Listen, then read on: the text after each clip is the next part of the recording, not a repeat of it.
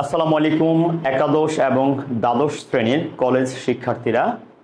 রসায়ন ও জীববিজ্ঞানের সমাচার সাথে আছি আমি Abhisar, department of microbiology, university of Dhaka.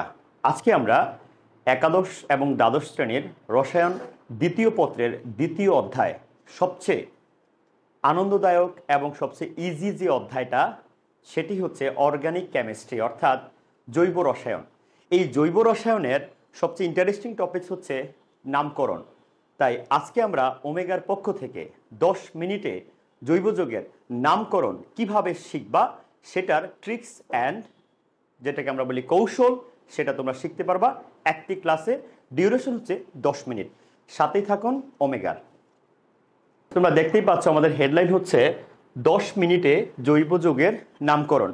তো জৈব যৌগের নামকরণ শিখতে হলে আমাদের জানতে হবে 5টি রুলস।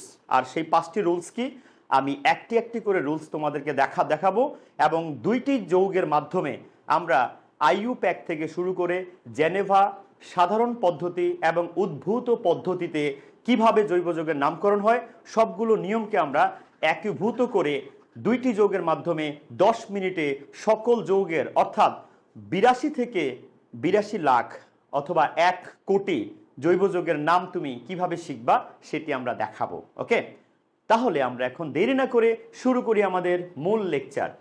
তোমরা এখন দেখতে পাবা জৈব যৌগের নামকরণের আমরা 5টি শর্ত একবারে সংক্ষেপে লেখাবো, যেটি তোমাদের জন্য হাজার হাজার জৈব যৌগের নামকরণ শিখতে সাহায্য করবে। নাম্বার 1, প্রথমত আমি যে শর্তটা লিখব সেটি হচ্ছে মোট কার্বন সংখ্যা গণনা করা। ঠিক আছে, মোট কার্বন সংখ্যা গণনা, এটি হচ্ছে আমাদের 1 নম্বর রুলস। ঠিক আছে, আমি স্টার মার্ক দিয়ে রাখি, এটা আমাদের লাগবে। ওকে, আর 2 নম্বর রুলস হচ্ছে কার্যকরী মূলকের অবস্থান। যদি আমি এখন লিখতে পারতাম যে 1 নম্বর কার্বনের অবস্থান, আমি এখন লিখব কার্যকরী মূলকের অবস্থান। সো মাই ডিয়ার স্টুডেন্টস, তোমাদের অবশ্যই এই কার্যকরী মূলকের একটা সিরিজ আছে, তাই তো? এই সিরিজটা তোমাদের মুখস্থ থাকতে হবে। সেটি কোন সিরিজ দেখো, প্রথমটা হচ্ছে কার্বক্সিলিক গ্রুপ যেটা, এবং প্রত্যেকটা কার্যকরী মূলকের সাফিক্স এবং প্রিফিক্সের দুইটা টাইপস আছে। এখন তোমরা যদি মেডিকেল ভার্সিটি অ্যাডমিশন দাও সেখানে আমাদের সাফিক্স এবং প্রিফিক্স দরকার আছে, কিন্তু ইন্টারমিডিয়েট নামকরণের জন্য অতটা গুরুত্বপূর্ণ না। ওকে, প্রথমে আসতেছে কার্বক্সিলিক গ্রুপ। এরপরে যদি আমরা আসি সেটা তোমার SO3H সালফোনিক গ্রুপ, তারপর হচ্ছে অ্যাসিড হ্যালাইড, অ্যাসিড অ্যামাইড, অনেকগুলো আছে। বাট আমরা যেগুলো শিখবো সেটা হচ্ছে তুমি এটার পরে আনতে পারো CN, যেটাকে আমরা বলি নাইট্রাল বা সায়ানাইড। এরপরে তুমি আসতে পারো অ্যালডিহাইড। ওকে, অ্যালডিহাইড যে গ্রুপটা সেটা আমরা লিখতে পারি এইরকম। যদি আমরা এখানে একটি বন্ধন দিব, 2টি বন্ধন হবে না। এরপরে আসে তোমার কিটোন গ্রুপ, কিটোন গ্রুপ আছে। তারপর আছে আমাদের OH গ্রুপ। এইভাবে তুমি যদি নিচে যাও তাহলে অ্যালকিন, অ্যালকাইন, তারপর হচ্ছে অ্যালকেন, তারপর হচ্ছে অ্যামাইনো গ্রুপ আছে, অ্যামিন গ্রুপ যেটাকে বলা হয়, তারপর হ্যালোজেন গ্রুপ আছে। এরপরে তুমি যদি চাও লাস্ট যেটা, সেটা হচ্ছে আপনার ফিনাইল গ্রুপ অর্থাৎ বেনজিনের বা অ্যারোমেটিকের, এবং লাস্ট আছে মিথাইল গ্রুপটা। তো আমরা এই সক্রিয়তা সিরিজটা অনেক ভালো করে শিখবো, তাহলে আমার কার্যকরী মূলকের অবস্থান নির্ণয় করতে সুবিধা হবে। থার্ড হচ্ছে আমি যেটা করব সেটা হচ্ছে 1 নং কার্বন আমাকে ফাইন্ড আউট করতে হবে, 1 নং কার্বন নির্ধারণ। ওকে, সো 1 নং যে কার্বন আছে সেটা আমি নির্ধারণ করব, 1 নং কার্বন। 4 নম্বর হচ্ছে, যদি আমি বলি যে 4 নম্বর কার্বন কোনটা, 4 নম্বর কার্বন হচ্ছে তোমার দ্বিবন্ধন এবং ত্রিবন্ধনের উপস্থিতি নির্ণয় করতে হবে। দ্বিবন্ধন কোথায় আছে, ত্রিবন্ধন কোথায় আছে, এটার সাথে তুমি অ্যাড করবা শাখা কিংবা চেইন, অর্থাৎ যেদিকে কার্বন সংখ্যা বেশি আছে আমি সেই দিকে যাব। এটা হলো 4 নম্বর। তাহলে আমি যদি এখানে তোমাকে ফাইন্ড আউট করি চেইন প্লাস শাখা এন্ড প্লাস হচ্ছে তোমার, যদি আমরা চেইনে আসি তাহলে চেইন কি শিখবো সেটাও বলবো। এরপরে আসেন কার্বন কার্বন দ্বিবন্ধন প্লাস কার্বন কার্বন ত্রিবন্ধনের উপস্থিতি নির্ণয়। তুমি জানো যে যেহেতু অ্যালকিনের অবস্থান উপরে, অ্যালকাইনের অবস্থান একটু নিচে, তাহলে নামকরণের ক্ষেত্রে আমার অ্যালকিনটাকে প্রাধান্য দিতে হবে আগে আর অ্যালকাইনটা দিতে হবে কি পরে। ঠিক আছে, 5 নম্বর যেটা, এটা খুবই ইন্টারেস্টিং, সেটি হচ্ছে পকেটওয়ালা শার্ট। পকেটওয়ালা শার্ট, এই রুলসটা শেখার কারণে আমাদের ইন্টার 26 এর স্টুডেন্ট যারা 10 মিনিটে জৈব যৌগের সকল নামকরণ আলহামদুলিল্লাহ শিখে গেছে। পকেটওয়ালা শার্ট, স্যার এইটা কি? হ্যাঁ, এইটাই আমি বুঝাবো আজকে। পকেটওয়ালা শার্ট হচ্ছে একটা শার্টের পকেট কিন্তু ছোট হয়, শার্টটা কিন্তু বড় হয়, কিন্তু আমরা বলি পকেটওয়ালা শার্ট, অর্থাৎ ছোটটা আসে আগে, যেটা বড় সেটা যায় পরে। জৈব যৌগের ক্ষেত্রে তোমার কার্যকরী মূলকের নামগুলো লিখতে হবে আগে, এবং মোট যে যৌগটা অর্থাৎ যেটা আমার মূল যৌগ সেটা লিখতে হবে পরে। ঠিক আছে, নামকরণের এটা হচ্ছে সবচেয়ে ইউনিক এবং ইন্টারেস্টিং রুলস। আমরা এখন একটা কিংবা দুইটা যৌগ দিয়ে সকল নামকরণ শিখে যাব। তাহলে কিভাবে শিখবো আমরা? তোমরা এই 5টা রুলস ভালো করে মনে রাখবা। পকেটওয়ালা শার্টটা সবচেয়ে বেশি ইন্টারেস্টিং। আরো যে নিয়ম আছে, কমা কখন ব্যবহার করতে হবে, হাইফেন কখন ব্যবহার করতে হবে, তারপর তুমি কখন ডাই ইউজ করতে হয়, কখন ট্রাই ইউজ করতে হয়, এবং কখন আমরা মূল যৌগটাকে ফার্স্টে বা লাস্টে রাখবো, এই বিষয়গুলো নিয়ে আজকে আমরা অল্প সময়ের মধ্যে শিখে যাব। তো মাই ডিয়ার স্টুডেন্টস, এখন আমরা একটা যৌগ থেকে কিভাবে নামকরণ করা যায় সেই বিষয়গুলো এখন এক নজরে দেখব। তাহলে 5টা রুলস আমাদের শেষ, আর পাশে রাখতে হবে ওনাকে সক্রিয়তা সিরিজে, যেহেতু আমরা এগুলাই বেশি বেশি আসে। আর আমরা অ্যামিনটাও রাখতে পারি এখানে, লুক অ্যাট NH2টা রাখা যায়। তারপর হচ্ছে কার্বন কার্বন দ্বিবন্ধনকে রাখতে পারো, কার্বন কার্বন ত্রিবন্ধনকেও রাখা যায়। আর মিথাইল হচ্ছে একেবারে লাস্ট, যেটা অ্যালকাইল মূলক, যেটা সেটা আমরা আপাতত লিখলাম না। এই হচ্ছে আমাদের রুলস এবং সক্রিয়তার যে সিরিজটা কার্যকরী মূলকের, সেটা ওকে ফাইন্ড আউট করবো আমরা এখন কিভাবে একটা যৌগ থেকে নামকরণ শেখা যায়। তো মাই ডিয়ার স্টুডেন্টস, এখানে তোমরা দেখতে পাচ্ছ একটা জৈব যৌগের নামকরণ আমরা দিয়েছি। আমরা 5টা রুলস দিয়ে আজকে এই যৌগ জৈব যৌগের নামকরণটা শেষ করব, যেটা দিয়ে তুমি হাজার হাজার জৈব যৌগের নামকরণ করতে পারবে একবারে ইজিলি। তো আসো আমরা এখন দেখবো এই যৌগটার নাম কি হবে। তো অ্যাকর্ডিং টু রুলস, যেহেতু আমরা 5টা রুলস আপনাদেরকে শিখিয়েছি, তো প্রথম হচ্ছে আমাকে মোট কার্বন সংখ্যা গণনা করতে হবে। এখন আমি কোন কার্বনটা ফার্স্টে আনবো সেটা ডিটেকশন করার জন্য আমার প্রথমে ডিটেক্ট করতে হবে 1 নাম্বার কার্বন কোনটা হবে। কিন্তু তার আগে আমাকে জানতে হবে এই মূল যে বডিটা তুমি দেখতে পাচ্ছ, মূল বডিটা, এই মূল বডিতে কোনো কার্যকরী মূলক আছে কিনা।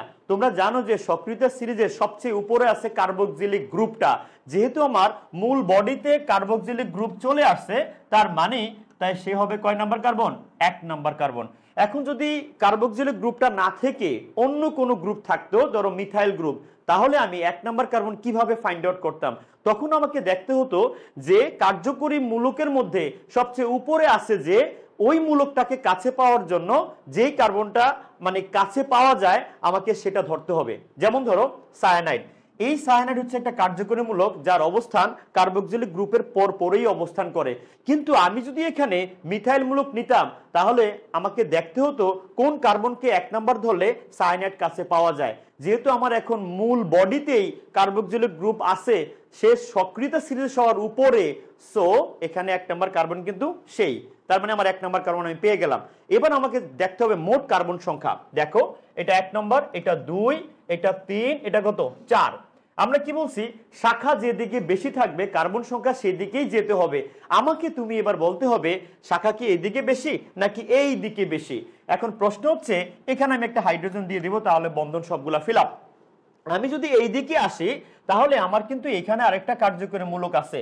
সো আমাকে এবার ওই দিকে যেতে হবে যেই দিকে কার্যকরী মূলক আছে। তার মানে এটা হয়ে যাবে একটা আলাদা কার্যকরী মূলক। তাহলে আমি কার্বন সংখ্যায় আমি দেখবো যে এটা 5 নাম্বার, এটা কত? 6 নাম্বার। এবং আমি চাইলে এটা 4, এটা 5, এটা 6 ধরতে পারতাম, কিন্তু আমার এখানে যে দুইটা কার্বন আছে ইথাইল মূলক, তাহলে এটা তো আবার অ্যামিন মূলক, তাহলে কি হতো? এই কারণে আমি শাখা বেশি হওয়া সত্ত্বেও অথবা শাখা সমান হওয়া সত্ত্বেও আমি সোজা যাব, নিচে নামা যাবে না, কারণ আমার উপরে আরেকটা কার্যকরী মূলক আছে। সো এইটা হয়ে যাবে আমার একটা কার্যকরী মূলক, আলাদা একটা শাখা। এই শাখাটা হচ্ছে ইথাইল মূলক। সো মাই ডিয়ার স্টুডেন্টস, আমরা তাহলে মূল যে বডিটা, সেই মূল বডিটা কয় কার্বন বিশিষ্ট? 6 carbon. Methane, ethane, propane, butane, pentane and hexane, অর্থাৎ হেক্সেন 6 কার্বন। যেহেতু আমার মূল বডি 6 কার্বন, এটা হয়ে গেল 60। তার মানে কি? পকেটওয়ালা 60 পেয়ে গেলাম হেক্সেন। তাহলে পকেট কারা? পকেট হলো কার্যকরী মূলক। তুমি দেখতে পাচ্ছ 60 কিন্তু অনেক বড়, পকেট ছোট, কিন্তু আমরা উচ্চারণ করি কি? পকেটওয়ালা 60। অর্থাৎ আমাকে পকেটের নাম আসবে আগে, কার্যকরী মূলকগুলা আগে চলে আসবে, তাই তো? তো তুমি দেখো এখানে কি কি কার্যকরী মূলক আছে। সায়ানাইড আছে, এর তারপর NH2 আছে, এখানেও NH2 আছে, আবার OH আছে, এখানেও OH আছে। আমি কিন্তু চাইলে এখানে দ্বিবন্ধন, ত্রিবন্ধন অনেক দিতে পারতাম, সবগুলোই সেম অ্যাজ ইউজুয়াল হতো, রাইট? তুমি কি জানো আমরা যদি অ্যালফাবেট দিয়ে লিখতে চাই ইংলিশ ভার্সনে, তাহলে আমাকে দেখতে হবে কোনটার সিম্বল অর্থাৎ এ বি সি ডি অনুযায়ী সাজালে তুমি দেখবে কার্যকরীমূলক এখানে সায়ানাইড আসে, মানে সি আসে, এখানে আবার অ্যামিনে এ আসে, তখন আমার এ লিখতে হইতো আগে। কিন্তু আমরা ওই নিয়মটা অতটা ফলো করব না, যদি ইংলিশে লিখি তাহলে ফলো করতে হবে। এখন যেহেতু আমরা বাংলাও লিখতে পারি, ইংলিশও লিখতে পারি, কিন্তু অ্যালফাবেট অনুযায়ী না সাজালেই চলবে। ভাইয়া তাহলে এখানে কি কি লিখবা? আমার 2 নাম্বার কার্বনে কে আছে? সায়ানাইড। 2 নাম্বার কার্বনে কে আছে? অ্যামিন। আবার 5 নম্বরে কে আছে? অ্যামিন আছে। 3 নম্বরে হাইড্রোক্সি। 4 নম্বরে কে আছে? হাইড্রোক্সি। আবার 4 নম্বরে কে আছে? ইথাইল। তাহলে আমি যদি এখন নামকরণটা লিখি তাহলে কি আসে? Look at my dear students. তাহলে নামকরণটা কি হবে এখন দেখো। প্রথমে আমি শুরু করব 2 দিয়ে। দেখেন 2, সক্রিয়তা সিরিজ কিন্তু সায়ানাইড উপরে, আমি চাইলে সায়ানাইড আগে লিখতে পারি, আমার ইচ্ছা মতো আমি লিখবো 2 আর কত 5। দেখেন 2,5 এখানে আমি ডাই লিখবো, কেন? কারণ 2টা আছে অ্যামিন। তাহলে 2,5 ডাই অ্যামিন বা অ্যামিনও লেখা যায়, অ্যামিন। তারপরে আসো 2 নম্বরে আরেকটা মূলক আছে কে? 2 সায়ানো। তা আমি দেখে লিখি 2 সায়ানো, অথবা তুমি চাইলে এটা 2 নাইট্রালও লেখা যায়, কারণ একটা সাফিক্স আর একটা কি প্রিফিক্স।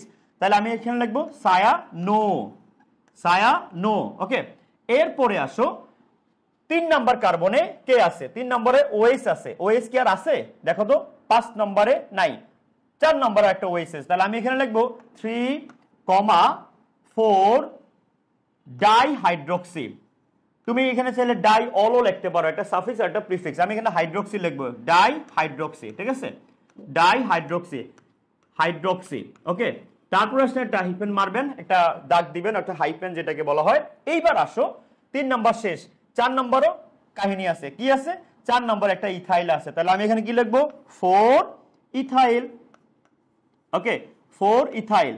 তাহলে আমার ইথাইলও এখানে শেষ। আর কেউ আসছে দেখো তো। আমাদের এখানে আপাতত দৃষ্টিতে আর কেউ নাই। তুমি যদি বলো হাইড্রোজেন, না, হাইড্রোজেন শুধু আমরা কার্বনের 4টা ভ্যালেন্সি ফিল আপ করার জন্য ব্যবহার করি, এটা কোনো কার্যকরীমূলক না। এইবার তোমাকে দেখতে হবে কয়টা কার্বন আছে। মূল বডিতে 6টা। যেহেতু আমার মূল বডিতে 6টা, আমি এখন ইউজ করব হেক্স, হেক্স। এবং এই 6 নম্বর কার্বনের মধ্যে আমি 1 নম্বর কার্বনে কারে পাইছি? কার্বক্সিলিক গ্রুপ পেয়ে গেছি। তাহলে আমি লিখবো হেক্স 1 অয়িক অ্যাসিড, হেক্স 1 অয়িক অ্যাসিড। তাহলে মোটামুটি আমার লক্ষ্য করো, যদি আমি এইভাবে করি তাহলে আমার জৈব যৌগের নামকরণ কিন্তু আপাতত শেষ। তাহলে একটা যৌগে দেখে তোমার পকেটওয়ালা শার্ট একটা রুলস দিয়ে এবং মোট কার্বন সংখ্যা 1 নম্বর কার্বন এর অবস্থান, কার্যকরী মূলকের অবস্থান ডিটেকশন করলেই আমার কিন্তু জৈব যৌগের নামকরণ মোটামুটি শেষ হয়ে যায়।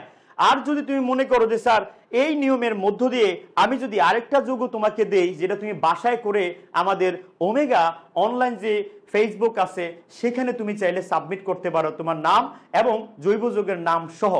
আমরা এখন যে যৌগটা দিব সেখানে 2টা করে টোটাল 8টা কার্যকরী মূলক থাকবে। সেই যৌগটা আমাকে দিবা পকেটেওয়ালা শার্ট এই রুলসের মাধ্যমে। তাহলে লেটস গো, দেখি আমরা সেই যৌগটা কি হবে। এটা আমরা মানে HW হিসেবে দিতে পারি, হাউস ওয়াইফ। কি হবে সেটা দেখো। আমি টোটাল দেব এখানে কার্বন সংখ্যা 1 2 3 4 5 6 7 8। ওকে, এখানে আমি দিব দ্বিবন্ধন, এখানে দেব ত্রিবন্ধন। ওকে, এইখানে চাইলে আমি দিতে পারি ধরেন অ্যালডিহাইড। এবার আরেকটা বলো তো, এইখানে দিব আমি মনে করেন সায়ানাইড, ঠিক আছে? এখানে দেব সায়ানাইড। আর এইখানে দিতে পারি CH3। এবার তুমি এখানে দাও NH2 তোমার ইচ্ছা মতো। আবার তুমি চাইলে এখানে দিতে পারো অক্সোমূলক বা কিটোন যেটাকে বলা হয়। আর এখানে আর আপাতত আর নাই, এখানে একটা দিতে পারো OH, ঠিক আছে? আর এখানে আমরা চাইলে আরেকটা CH3 দিতে পারি, এখানে সমস্যা নেই। মোটামুটি যৌগটা শেষ। তাহলে এই যৌগটা তুমি যদি নামকরণ করতে চাও কি করবা? প্রথমত কি মোট কার্বন সংখ্যা। এখন মোট কার্বন সংখ্যা তুমি যদি বের করতে চাও তাহলে আমাকে কি করতে হবে? 1 নাম্বার কার্বন আগে বের করতে হবে। তাহলে 1 নাম্বার কার্বন আমি কিভাবে বুঝবো? সক্রিয়তা সিরিজ দেখে। এখন তুমি সক্রিয়তা সিরিজে দেখো প্রথমে কে কার্বক্সিলিক গ্রুপ, এরপরে কে ধরো সালফোনিক বা অ্যাসিড হ্যালাইড, অ্যাসিড অ্যামাইড, তারপর কি আছে নাইট্রাল গ্রুপ, থায়োল গ্রুপও আছে, ওগুলোতে আমরা না যাই। তুমি দেখতে পাচ্ছ কার্বক্সিলিক গ্রুপের পরেই কিন্তু সায়ানাইড চলে আসছে। এই যে সায়ানাইড দেখছো, সায়ানাইড। তার মানে হচ্ছে সায়ানাইডকে আমি কাছে পেতে চাই কোন কার্বনকে 1 নাম্বার ধরলে। তুমি এখন বলবা যে স্যার কেন অ্যালডিহাইড গ্রুপ কি হবে না? আপনি তো কোনো একটা ক্লাসে বলেছিলেন যে কার্বক্সিলিক গ্রুপ এবং অ্যালডিহাইড যদি কোনো যৌগে যে কোনো একটা থাকে সেই 1 নাম্বার কার্বন হবে, কিন্তু তুমি কি এটা জানো অ্যালডিহাইডের উপরে কিন্তু সায়ানাইডের অবস্থান। তাহলে সায়ানাইডকে কাছে পাওয়া যায় কোন কার্বনকে 1 নাম্বার ধরলে? আমি এখন দেখতে পাচ্ছি এটাকে এক ধরলে বাম পাশ থেকে 1 2 3 4, আবার এখান থেকে ধরলো 1 2 3 4 5 নম্বরে পড়তেছে, তাই না? তাহলে আমি কি ওটাকে ধরবো নাকি এটাকে ধরবো?